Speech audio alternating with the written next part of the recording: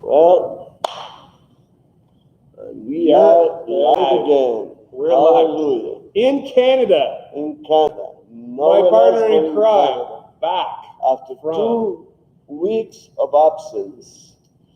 Finally, we kind of made it. And thank you. Look, I even had a haircut. Oh, which one of those hairs got cut? Hey, Yes, look, Jose yes. wants to do some advertising of Oh, his country. this, Look at this. yeah, this from the Dominican Republic. This stuff is amazing. People love this coffee. Mind you, I'm sure Induban must be loving me here because I'm giving them a free advertising for this coffee. But it's good. It is good, no doubt. I brought this to John. He liked it in grains because he liked to grind it himself. Fresh But, coffee, man. But this is the kind of coffee that grows hair in your chest. Does it? Don't drink it at night because you would not sleep for a week. No. That's for sure. But there you go. I won't drink it at night. But, And maybe Induban started sponsoring our program. Yeah, maybe. Yeah, you know. Go Santo Domingo. we are drinking your coffee every day, and look at it makes your hair grow. That's what Jose said. Yes, yeah. So Santo Domingo, where does that mean? That's Saint something, I guess. Saint Santo- Domingo, I guess. Santa Dominic, something like that. Yeah. Yes. Yeah, you have to remember that the people that discover, or in quotes, because we know that even Vikings were in the island before Columbus. Really? Yeah. Vikings came all the way down to. All the way down to the island. But Columbus is, he's being recognized by history, some history anyways, as the one who discovered the island. Even though the people living there were surprised they had to be discovered. You know what I mean? Yeah. But, and of course, because the Spanish were very Catholic and they came with all these Catholic ideas and just established their Catholicism in there and forced it on the natives. And Santo Domingo was the name that was given to the whole island, actually. And it's called Hispaniola now. No, it was given the name Hispaniola at the beginning, but then they changed the name to Santo Domingo. Oh. The whole island, including Haiti, was called Santo Domingo. And there's a big story about that. Yeah. But we're not going to get into that because it's too long and we need this hour to talk about something more important. We'll have a chance to speak about that story one of these days. Yeah, we should talk about it. But I mean, I think why it's relevant is the chapter that we're looking at today, which is Genesis chapter 16. I know I keep wanting to kind of move ahead, but then the next chapter looks so interesting. And so this is a pretty interesting chapter. Again, we just encourage you, if you need a Bible, we are happy, if you live in the town of Milton, to deliver it to you, or we could have you pick it up here at some point. Because this is what this is about. This is Bible basics. This is a chance for people who've never read the Bible or maybe don't really quite get it to kind of walk through what for thousands of years have been words and stories that have transformed people's lives and how people look at the world. And in part, how people look at, someone that's different than you. So maybe that's the connection to... That's right. And today is very relevant to that specific point because we're going to speak about a person or a group of people who bring the reality of how certain differences in individuals can cause them to be treated in different ways, maybe looked at them, look down to them, or things like that. But yes, I believe that we're going to have fun talking about this, and I hope you stick around. If you just came in, just don't go away because this is going to get good. And I think, maybe not everybody has experienced, being treated poorly because they're different, but right? I mean, I don't know if you've experienced when you immigrated to Canada. Maybe Oh, so you yeah. had a little Oh, bit a lot, yes, yes. Well, when I grew up in my little hometown, so I'm a classic Northern European kind of guy, but I grew up in a small town, and we were the latest immigrants, and so my nationality of my parents became an insult. So if you were, which is from the Netherlands, so they would call us dirty Dutchmen. Or ditch diggers or whatever, and it's not such a horrible thing because elsewhere in North America, you're not treated poorly, and I'm not treated poorly anymore in my hometown. But when you're someone that's different, it can be challenging. And the text that we're looking at today gets into the idea of how we are to treat the stranger, how we're to treat people that are different.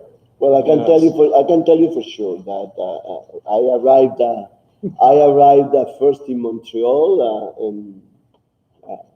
a few decades ago, and I felt like a stranger. I felt like an outsider, and I was treated like an outsider.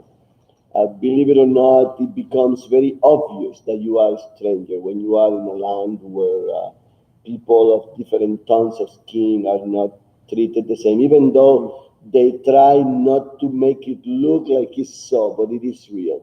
Yeah. Either way, I believe that we have progressed quite a bit, and things are a bit different now. Yeah, no, that's right. But what's interesting about the story today that we're reading, even though it doesn't use the word, you go ahead. I'm going to keep going. Yeah, we're a little bit of an angle there. Even though it doesn't use the word Arab, so the New Testament makes mention of the Arab people, but the child that's born in Genesis 16, his name is Ishmael. And many Arab people, sort of connect their story to Abraham through Ishmael. And again, it doesn't say the word Arab in the text, but in the Bible, there's sort of different people groups that we are aware of in the geography. To the west of Israel is Egypt. To the north, there's Assyria, kind of Syria area now. Babylon, sort of Iraq, Persia, like Iran. But sort of directly east, there is a group of people that the Bible makes reference to a number of times as the Ishmaelites. Ishmaelites, yes, and descendants of Ishmael. And we know for a fact that the Ishmaelites the Arabs are descendants of the Ishmaelites. As a matter of fact, the specific religion of Islam holds to the tradition that they are descendants of Ishmael, and we know that they have certain traditions that speak of Ishmael as the one that was going to be sacrificed by Abraham in the Mount Horeb, which the Bible says otherwise, but it seems that the reality is that they see the sacrifice of the son as a sign, and they still hold to that. Yeah. So, and again, I'm not saying that that Muslims are mentioned particular, or even the word Arab isn't here, but you get the implication that the child that's born in this story connects with at least how Muslims will think about their story about being descendants of the Arabs, being descendants of the Ishmaelites. So if that's your background, if you have a Muslim background, maybe just there is a great reality. What's that? That comes from that. What's that? Because we end up all being descendants of Abraham. So whether you are Muslim or not, we still come from the same root. Right. Yeah. And in a way, we're still brothers. And I am hoping that at some point, the Lord Jesus Christ get to touch not only those that are of other religions, but even Muslims. Yeah.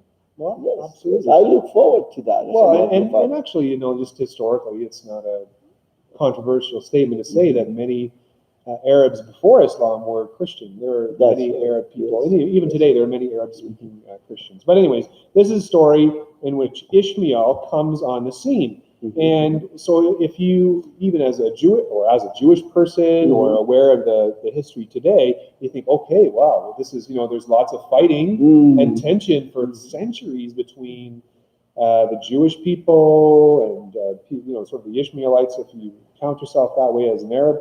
And you're thinking, okay, like this is going to be really bad, or that's going to make the Ishmaelites look bad. No, And no, I'm no. going to tell you, It's the contrary. It's the opposite. no, that's not what this story shows It at is all. the opposite.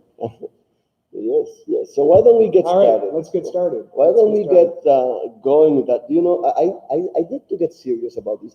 Why don't you allow me to go get a real Bible, because this fun thing doesn't work good for me. Go get Let a me, let me Bible. go grab a Go Bible, get a Bible. because I feel like I'm an outsider not having a Bible in my hand. So one of the things we notice in the Bible is because it's the work of God. God knows how we think and even how we listen to stories. And in this story, you're reading it. You would know that even the first earliest readers would have See, this read is this better. from centuries later, aware of the Ishmaelites, and they would enter the story thinking about the people groups in the story with maybe a bit of prejudice. And Mhm. as it unfolds, you as the Jewish reader and me as a modern reader, we're kind of in some ways tricked to see an amazing teaching. Mhm, Okay? mhm. By our own prejudices. Yes, And that's the way hallelujah. prophets many times would teach. And Jesus did, and did the Apostle Paul. Amen, Okay, amen. Genesis chapter 16. Yes, let me read a couple of verses All right, let's here go. so that we can get going. Yes, verse 16, chapter 16, starting on verse 1. Now, Sarai, and there is a reasoning for this. We're going to see later how the reason why she's called Sarai here. This was her original name until God changed her name. Abram's wife had borne him no children. She had a female Egyptian servant whose name was Hagar. And Sarai said to Abram, Behold, now the Lord has prevented me from bearing children. Go in to my servant. It may be that I shall obtain children by her. And Abram listened to the voice of Sarai. Let's talk about that for a minute. Yeah, so Hagar in this story that you'll see will be the mother of Ishmael. Mhm, mhm. And this was as an example, illustration of how the story kind of draws you in as a reader if you're reading it for the first time or rereading it like we are. And the first thing you read is that Sarai, Abram's wife, had borne him no children. And as I was reading some of the commentaries on this, they pointed out how interesting it was in the previous chapter that Sarai is described as barren, meaning that she can't have children. That's right. And now we're being told that she had borne him no children, meaning there's a sense of, well, we were told she was barren as something changed. Right? There is something that changed in the story. Something expected, Yes, right? yes. But yes. in the story, so far, she's born him no children. We have to remember that there is a promise from God Right. about Abraham's descendants. And those descendants, we will see later on how they come from Sarah. However, at this point, we see that she still is unable to have children. And that because of that, and this was, as you were mentioning before, that this is a tradition that used to be common in those days, that when a woman was barren and she couldn't have children, they would use the slave as a surrogate mother. Yep. That would actually get in between and get impregnated by the husband so that the child would be recognized as the child of the wife. Yeah. And as a matter of fact, it speaks about the woman having the child in the needs of the wife so as to become her child when it was born. Okay. Yes. So you're saying at the knees of you? That's right. Okay. And it does mention something somewhere in here about that. Yeah. Yes. There's you can look this up or you can Google it. There's the laws of Lipit Ishtar, the Mhm. Assyrian Empire, 19th century BC, that covered all the stuff. So what's happening here where Sarai says, well, maybe to kind of get this thing going, get this whole big nation thing going, maybe I just need to do what everybody else is doing and have my maid become impregnated by my husband. Now, in the story, as I started saying earlier, that there's a prejudicial expectation because Hagar, two reasons. Hagar is Egyptian, right? And Yeah, but later, before you get into that, I have a question for you. Yeah, because this is something that requires a bit of delicacy, a bit Okay. of touch here. God promised Abraham children. We know what the traditional home, the traditional marriage was before God. He promised Abraham children. So it was, and this is just speculation here, but it was to be expected that his children would come from his wife and no one else. Mhm. So would there not be a bit of desperation, of rush, of unbelief, of a bit of trying to do God's work in Sarah at this point?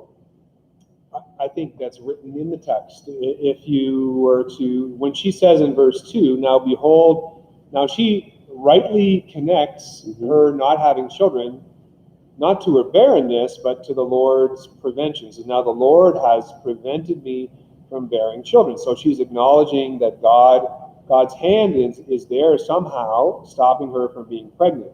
But then she says, please go into my maid. This is a New American Standard Bible. Perhaps I will obtain children through her. Now, what literally it says, I will, the word for building and for sons are connected together. So it's an idea that, it's an implication that God's not building my house. So I'm going to do it. I'm going to do it. I'm going to do it for him. So the Lord won't do it. That's what she said. The Lord has prevented me. Perhaps I will build through her. So you see what I'm seeing? Yeah. Sarah here is Yeah. taking matters into her own Yeah. hands. Yeah. She has a promise from God.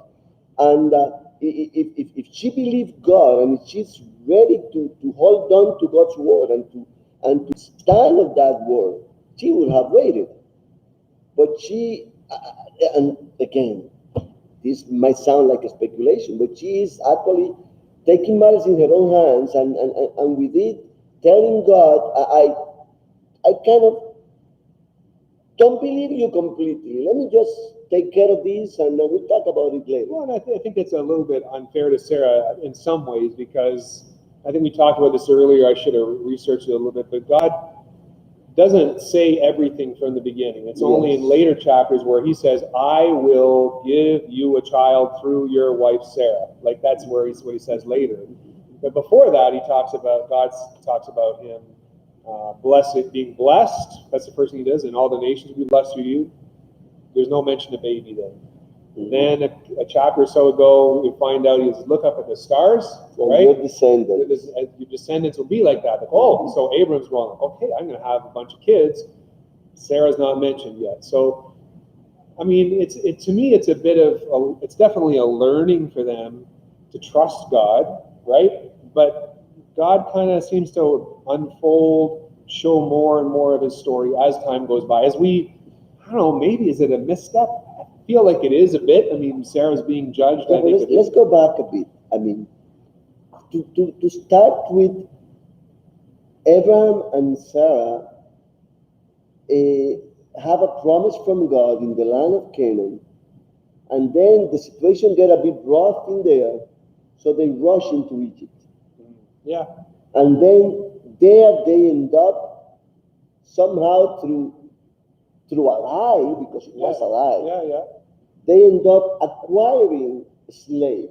Right, So, exactly. So the slave is actually a result of his previous life. Of the previous life. So you see how, an act of unbelief causes a lie that causes a third person to come into the picture who now becomes entangled into this story.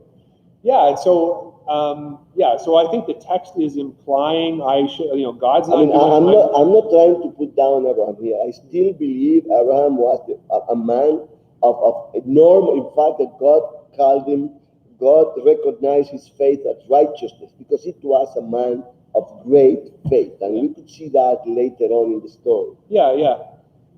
Yeah, so I think there's an implication in the story where you're thinking, they're not all clean. And Abraham, it says that Abraham listened to the voice of his wife, and I'm like, okay, dude, I'm sorry, my wife tells me to, well, he did listen to the voice of his wife. I don't know about that, but anyway, so my point is there's an implication in the story. But I want to go back to the very first verse. As we're entering the story, you had mentioned, very good point, that their slave, their servant was Egyptian. And likely came from that time where he was being blessed because he lied and said Sarah was his sister. Anyway, so now she's Egyptian. As you're reading it as a Jewish person, you're like, well, Egypt, it's not as important, but a bit of an enemy because later on their descendants end up in slavery themselves for 400 years. So you're like, I don't know if I like this Egyptian character. And her name, Hagar, could mean the stranger. This is really important, I think. Hagar, the mother of Ishmael, comes on the scene as a stranger. And in fact, she was a stranger. And yet... So you're reading the story, your tendencies you want to be no matter what Sarah and Abram do, no matter all appearance, it's good. And Hagar, you're going to assume, she's just a disposable person. But that's not how God's story unfolds. So Abram listens to his wife. And this is what ticks me a bit here. Hagar coming to the picture first. She's given to Abraham and Sarah as a slave. Abraham gave it to his wife, treated it as an object, which in those days was something that was not strange, but still, and then Hagar is completely innocent at this point in this picture. She's just being a victim once and again, as she is put into this position to become as surrogate mother, to have to lay with a man who was probably, a lot, because this girl was very young, Yeah, we don't know, but you're right. She was more than likely a young person, much younger than Abram, much younger than Sarah. So our modern tendencies, I think, would be corrected to feel for her because she had no power. I mean, even if Abram was the boss and she was a worker, we would recognize there's a power imbalance. Yes. And Hagar, the stranger, a foreigner, we're feeling for her, and rightly so. Yeah. So, verse 3 of Genesis 16. After Abram had lived 10 years in the land of Canaan, so they've been waiting for 10 years. God said, I'm going to do these things, and it's been a decade. I'm getting older. Abram's wife Sarai took Hagar the Egyptian, her maid, and gave her to her husband Abram as his wife. And then it says he went, my translation says he went into Hagar and she conceived. And when she saw that she had conceived, her mistress was despised in her sight. Despised in her sight. Here it says she was looking at the mistress. She looked with contempt at her mistress.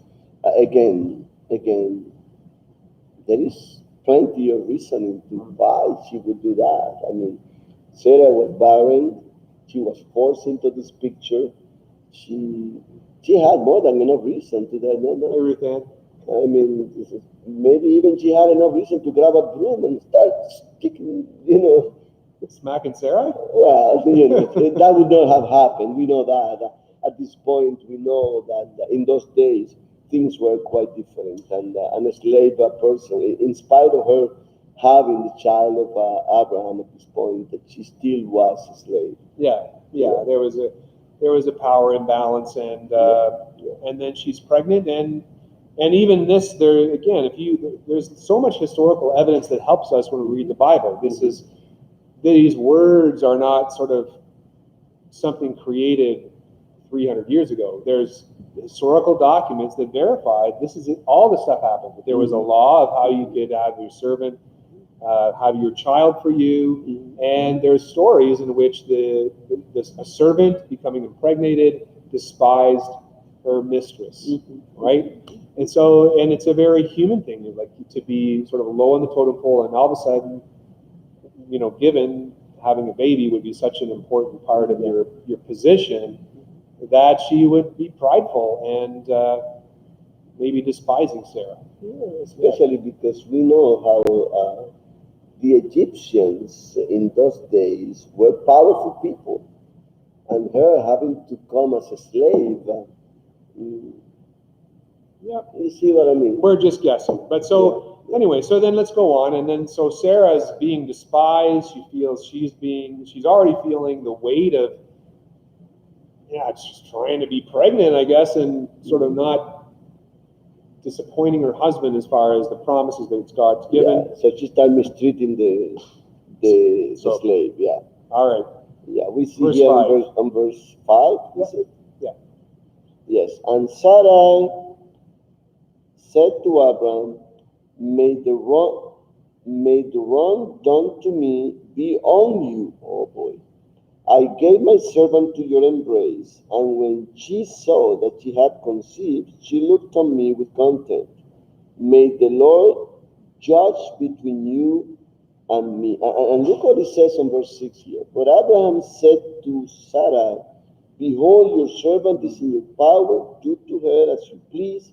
Then Sarai dealt harshly with her, and she fled from her. I mean, there is a lot to discuss about this tiny little piece here. Yeah. So the word in verse 5 that says, may the wrong done me be upon you. The word wrong there is Hamas, which is actually a political party in Palestine now. Anyways, it doesn't. I'm not saying the word's exactly the same, but the word here in Hebrew means violence. So the violence being done me be upon you. So she's blaming her husband about how her servant is despising her.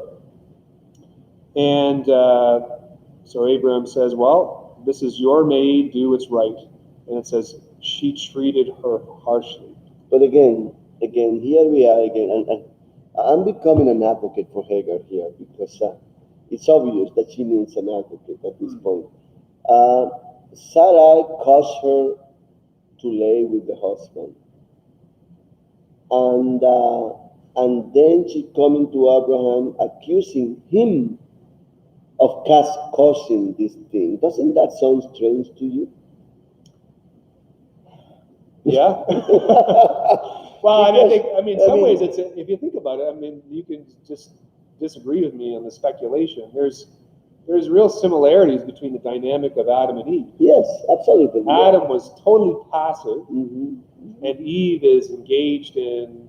So they're both in some ways engaged in the brokenness that's unfolding. Yes. Abram is probably felt bad for his wife because they were both hoping for children, and then he's like, okay, whatever, I'll make the servant pregnant, and now he's like, whatever, probably would have known that she was very hurt, Sarah, and upset, and that what Sarah would do would be violence. Now, to Sarah's defense, at this point, I believe that under the circumstances, the traditions in those days would have forced Abraham to do exactly that, because Hagar was under the care of Sarai, and one way or another, what he did was not to pass the buck, but rather to say, hey, listen, she's not my servant, she's yours. Yeah, but I think that's a bit cheeky too, because you think about so she starts out where she's very clearly Sarah's maid, right? Yeah. Sarah had a maid, named Hagar. So she was owned by Sarah to do what she wanted. And Sarai said, well, husband, you lay with her. But then the text says, Sarah gave Hagar to her husband Abram as his wife. Ouch! Verse 3. So in verse 3, Sarah has not... Here it says as a wife.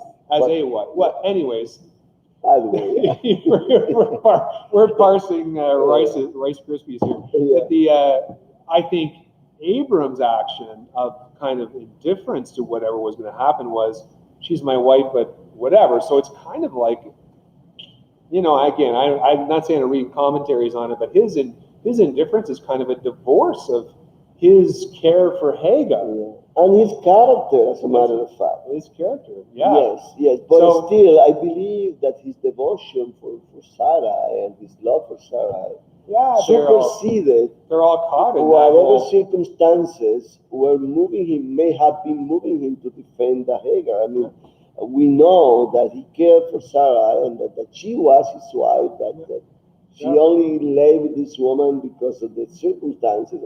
And maybe also a little bit of hormones at the same time.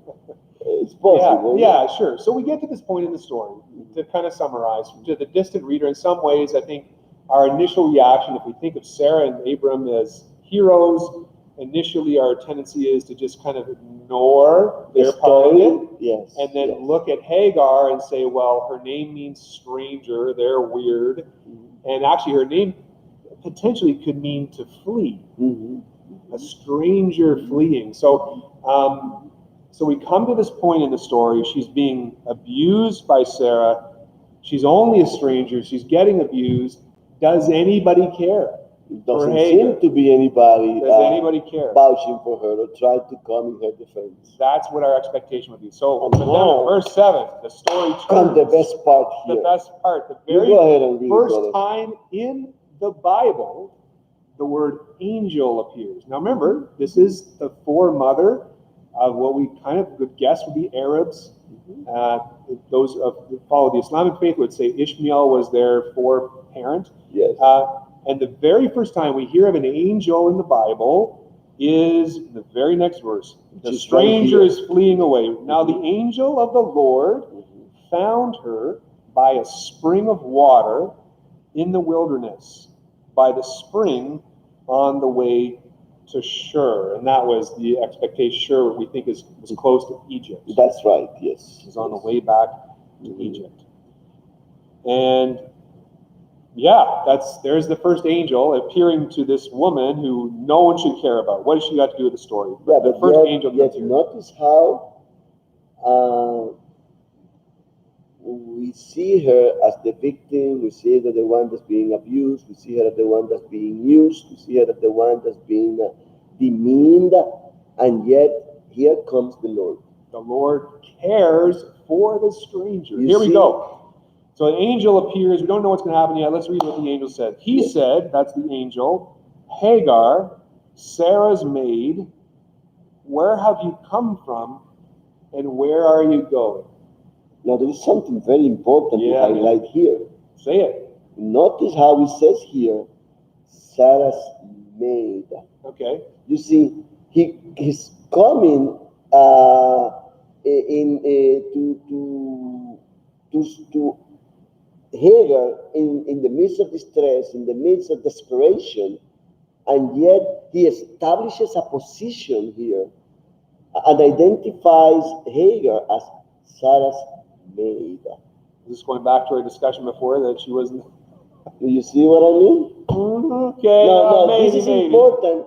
This is important because if we go back and look at this, we will understand that the angel is doing that for one very important reason. What's that? Hagar escaped because she was feeling demeaned, she was feeling abused, she was feeling all of that. But there was also a certain attitude of pride in her.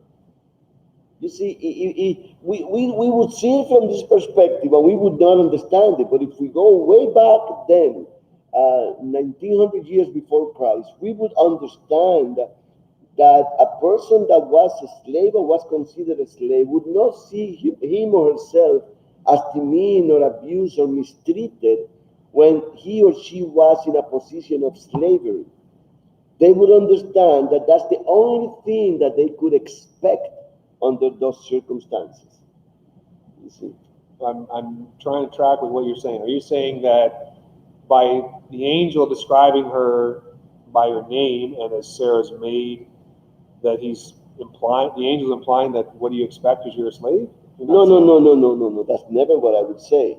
But he is making clear that Hagar is to submit to Sarah. That she's under Sarah's authority. That's right. Right. And this is something that we know of the Lord, that he never violates the orders of authority.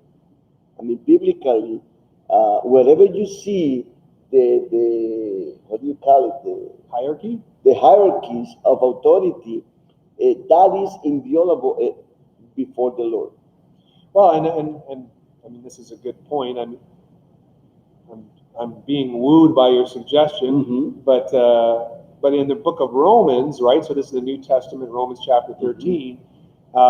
We are being told that we should submit to government authorities and pay taxes. So we, as Christians, we believe that the rule of law, that political leaders or kings or whatever the way of authority is in a country, it's established by God, and that it's a grace. As much as you might, wow, I don't like this president, that prime minister. Again, we can complain about it, but we should affirm that in some respects they are God's grace of keeping the world in order. And so yeah. But where I take this text, where it starts out, the angel says Hagar, which means the stranger, Sarah's maid.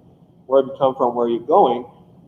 When you're just a slave and you've been beaten and the violence is so bad that you flee as a pregnant woman, a stranger. Well, you don't know how bad the violence was. When you said that she's being mistreated, Sarah treated her harshly. So Sarah treated her harshly, and she fled from her presence. It wasn't because she didn't get like a. But you think Sarah was beating her with a whip or something? I think she treated her harshly. It could have been psychological, emotional. Probably psychological. Anyways, it was bad. It doesn't fit in my brain, seeing Sarah with a whip.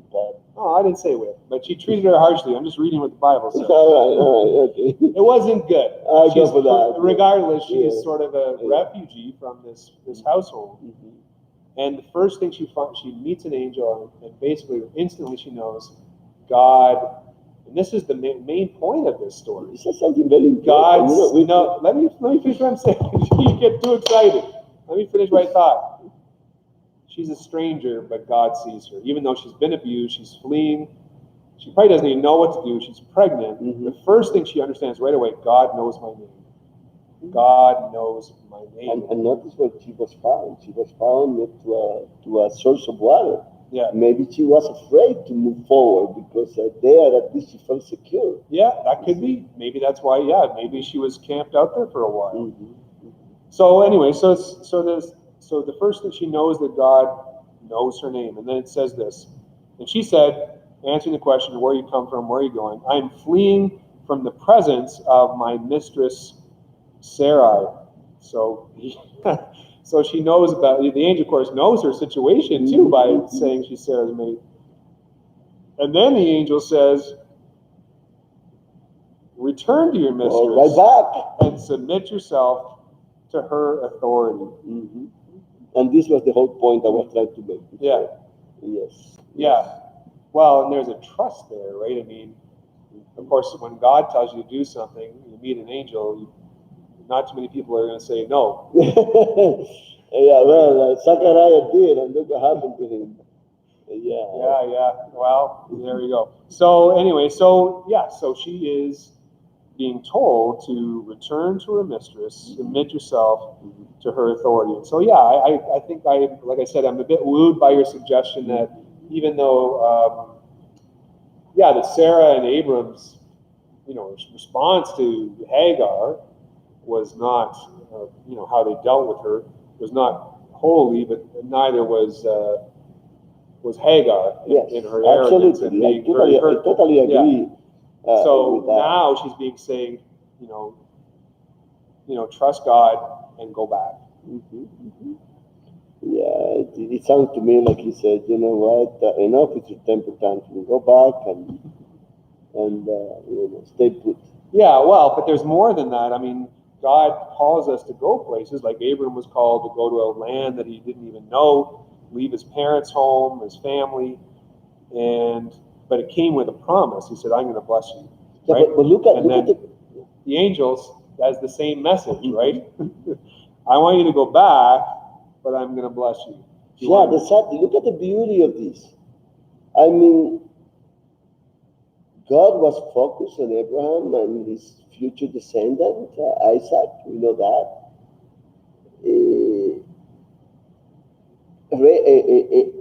Hagar to him was a no-name. He had no reason to come to her rescue. Yeah.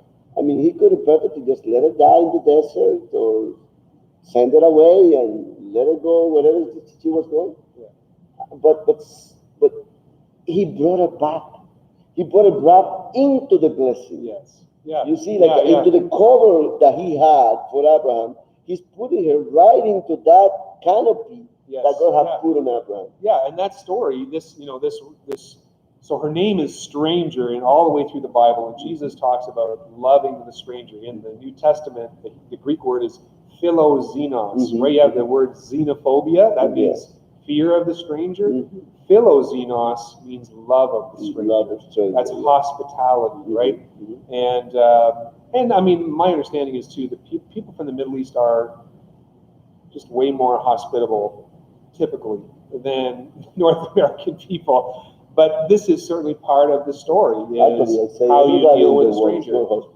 Well, Canadians are polite, but maybe not always inviting you in for coffee. So they went up in the door to you. I've been to some homes and hi, how are you? With the foot at the door, hey, how are you? And, this and that. What were you selling, Jose? And they have a whole conversation with you, but they don't open the door to let you in. Come on now.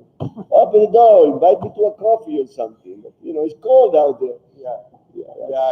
That's the American blood. Let's get back into the angel's words. The angel said, "That's not a complaint, okay?" No. Well, we all get, kind of busy with ourselves.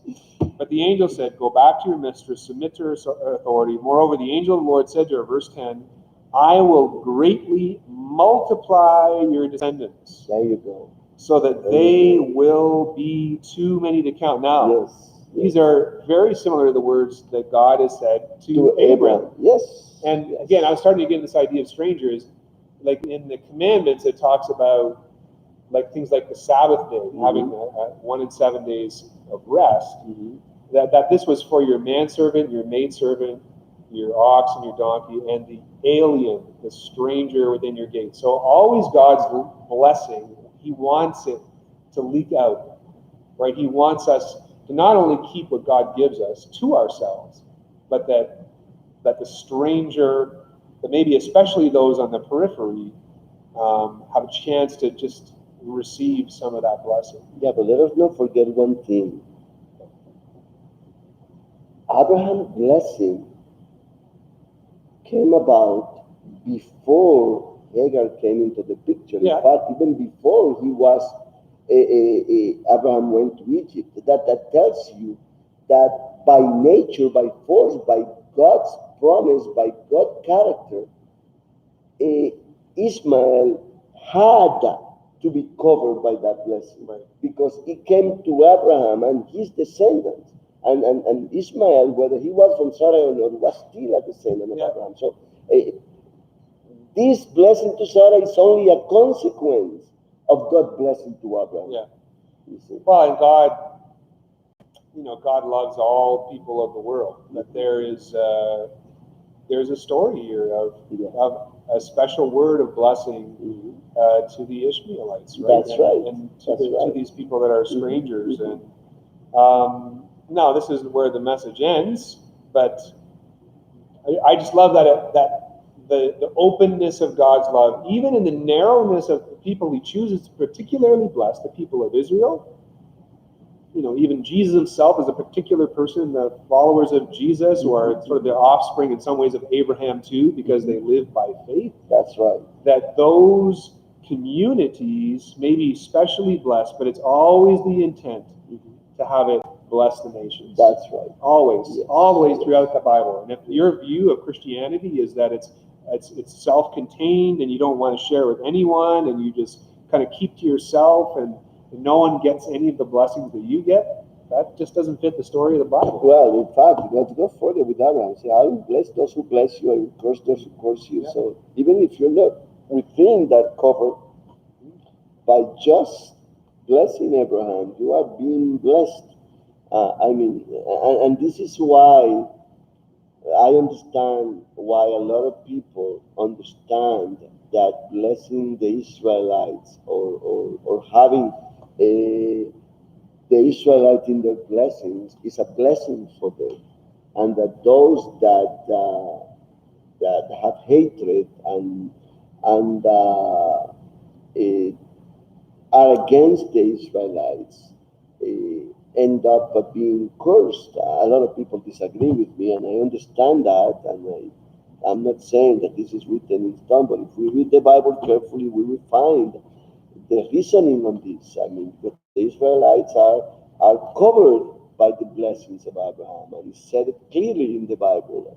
I will bless those who bless you, I will curse those who curse you. Well, literally in Genesis 12 it says, I will bless those who bless you, and the one who curses you. It's actually a singular idea. And ultimately that's Satan. That's the evil one who is the one who is cursed. We have to keep going, man. We only got a few minutes. We really got to finish this chapter. Okay, so the promise of blessing to Hagar's descendant. The angel said to her further, behold, you are with child and you will bear a son. So this is a new revelation. They didn't have any ultrasounds to see if it was a boy or a girl. The angel said, you can have a son, and you shall call his name Ishmael. Because the Lord has listened to your affliction. Yeah. The Lord, Ishmael literally means the Lord heeds, or the Lord notices. You know, I find this so amazing. I find this so beautiful. Yeah. It's really, because if we look at it carefully, I mean, yes. Hey, Jonathan, good word. Jonathan said, if you are not being a blessing to those around us, I wonder if we really understand the gospel. There you go, man. There you go, brother. We don't get the gospel. But when we look at this, the Bible says in the New Testament that it is through Isaac that we are descendants of Abraham. And yet we see here how God is telling, because the Lord has listened to your affliction, and He is literally throwing all of His blessings to Hagar at this point. He shall be a wild donkey of a man, his hand against everyone, and everyone's hand against him, and he shall dwell over against all his kinsmen. This may not sound very well, and we see it today, how there is so much conflict and so much infighting and so much warring in those places, and it truly just part of this reality. And yet there is a blessing for the Arabs through this blessing that God is giving to Hagar at this point. Yeah. I mean, we can see it in history. We can see it in newspapers that there's still conflict there between brothers. I mean, that's the story of the very first story of Cain and Abel, right? Two brothers, and we see here again. I mean, it's sad. Literally, one of the options of the translation in verse 12 said, "And he will live to the east of all of his brothers." And so, again, a little bit of an indication that the Ishmaelites would be to the east of the people of Israel. Now let's go on. We don't want to get into that too much. Verse 13. Come on, man. We gotta keep on track here. Again, you can follow us up. We have another hour here. Hey, Pauline. The angel said the same thing to Mary. The angel said the same thing to Mary. Yes. Of what? Of that I. John, you got to give what same thing, buddy? What did the angel say to Mary that was the same? He will bear you a son, and you shall give his name. Behold, you are with child. Maybe the same kind of Yes. foreshadowing of the real promised child. Interesting. Mm-hmm. If there's something else, John, you can let us know. But verse 13 it says, and then so the angel's been talking the whole time, other than Hagar saying, "I'm fleeing from my mistress." Jesus going, there's an angel here. There's an angel here at the spring. But look at this. Look at Yeah. read that verse, So she's please. sitting at a spring, by the way. In the Hebrew, the word for spring and eye are the same. That's right. Right? So the spring, so she's sitting at a spring, and now this is what she says. She's probably feeling lonely. I mean, you think of actually the woman at the well, even with Jesus, right? Yes. She called the name of the Lord. She called the name of the Lord who spoke to her. This is capital L, capital O, capital R, capital B, which means the tetragrammaton, the four letters of the name of God revealed in the book of Exodus. She called the name of the Lord who spoke to her. You are the God who sees. She's at a spring, which is an eye. You are the God who sees. Literally, who sees me. Even though I'm a stranger, I'm running away, I've been abused. I might have even been a part of this problem. I may be a stranger to others, but not to you. Not to you. Hallelujah. You see me. Hallelujah. You are a God who sees me. For she said, have I ever even remained alive here after seeing him? Yes. Can I go on, and one of the, again, is another literal translation, can I go on seeing after seeing him? Therefore the well was called Bel Ahai Roy. It lies between Kadesh and Bered. Wow. So this is where we started our conversation earlier on. Let me just check. We got announcing the birth of the promised child. John says, yeah, that was right. Yes. This was where we kind of started out, the way the Bible speaks prophetically, even to us as we read it, that our tendency would be, we don't like Hagar. She's a stranger. She's an Egyptian. She's only a servant. She got between Sarah and Abraham. And in fact, in the New Testament, you see how Paul is talking about the situation of how Hagar belonged to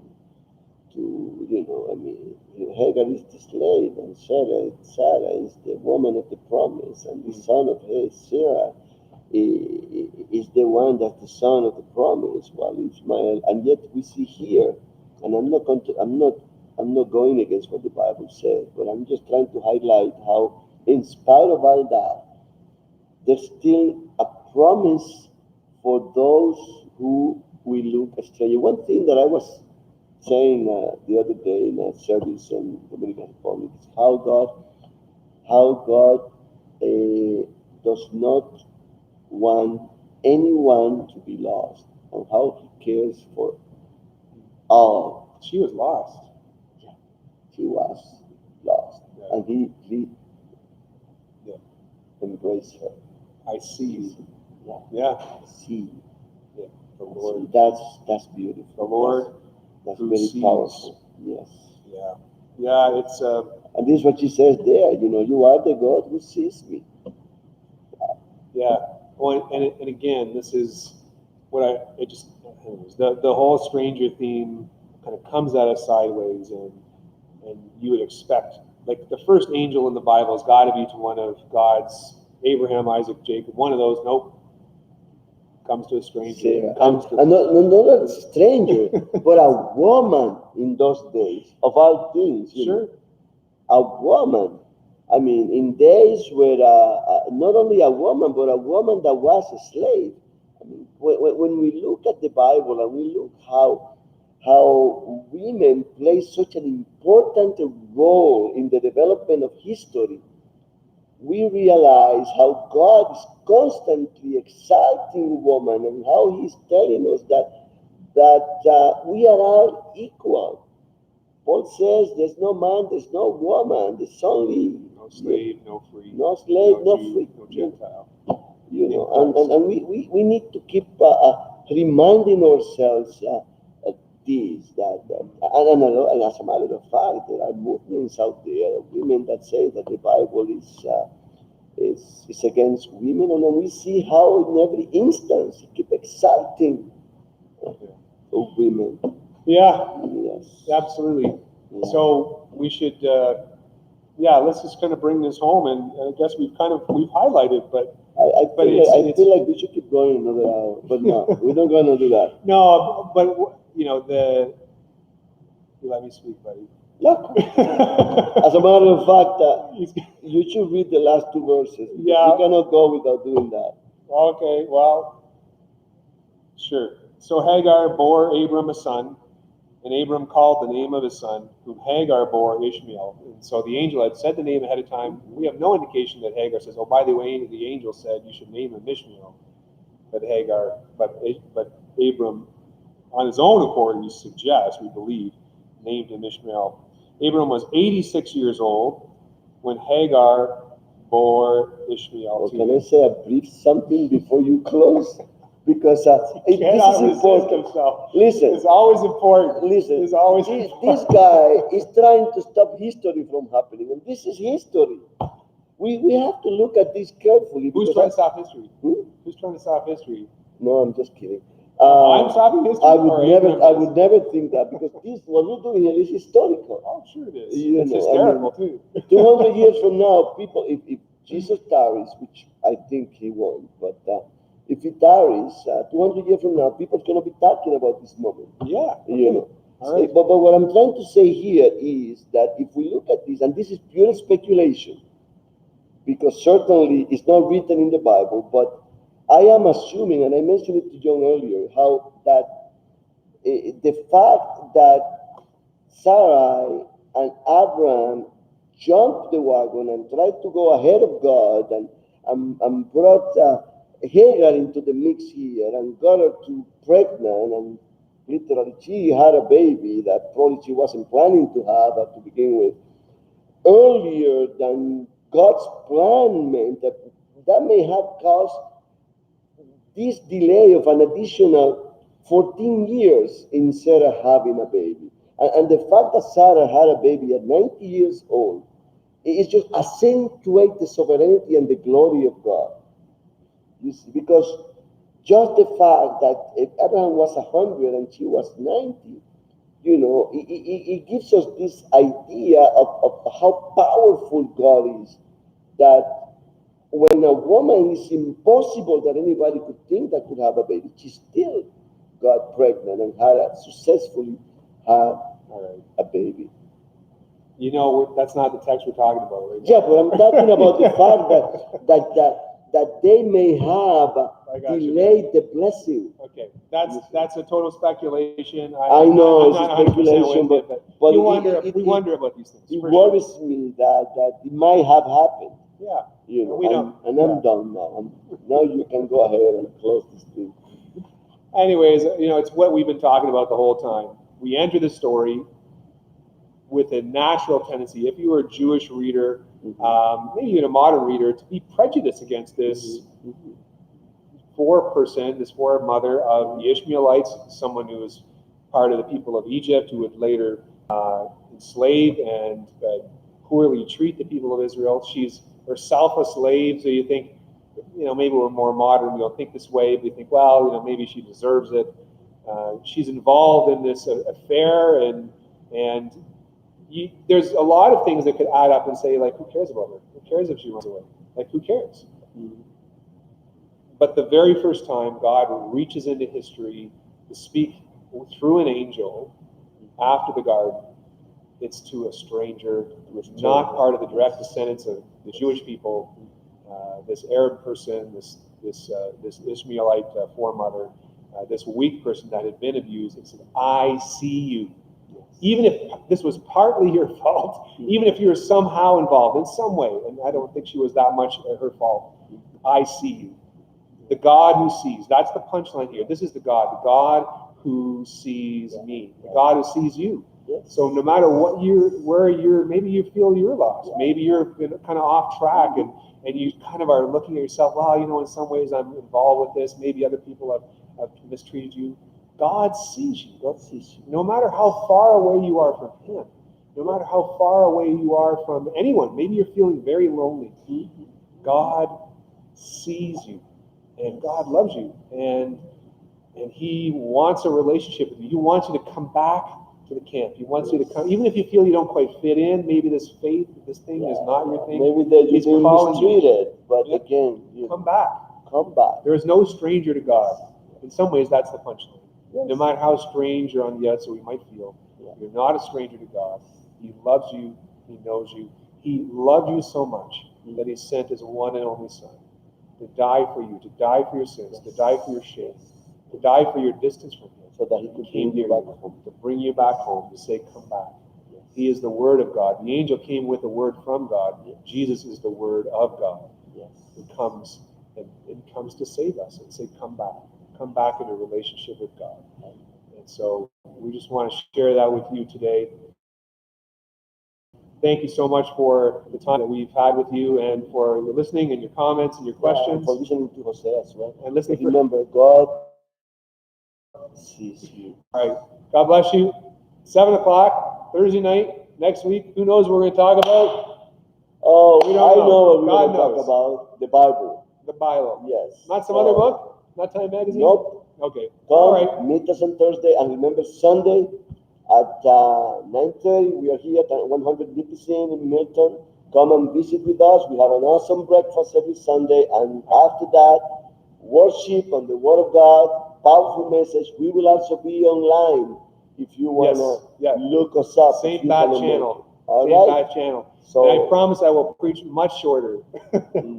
The whole service is over like an hour, so it's all good. There you go. So all right. See you next week. All right. All right. Peace God out. bless you all. Bye-bye. Bye now. Hallelujah. Thank you, Jesus.